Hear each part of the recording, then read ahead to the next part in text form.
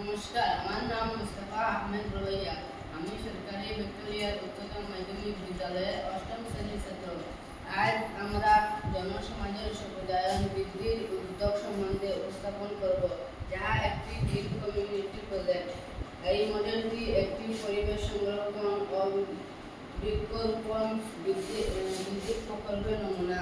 এতে সবুজ গাছের মতো বেশ তৈরি করা হয়েছে, যেখানে একটি কাগজের গাছ, একটি ছোট ঘর এবং একটি বাঁকা রাস্তা রয়েছে। রাস্তাটির পাশে আরও গাছ লাগাও এবং পরিবেশ বাঁচাও লেখা দুটি বোর্ড বসানো হয়েছে। মডেলের এক কোণায় নীল কাগজের সাহায্যে একটি নদীর প্রতিরূপ দেখানো হয়েছে, যা প্রাকৃতিক ভারসাম্য বোঝায়। পুরো মডেলটি প্রাকৃতিক সংরক্ষণের বার্তা দেয় এবং মানুষকে সবুজায়নের গুরুত্ব উপলব্ধি করায়।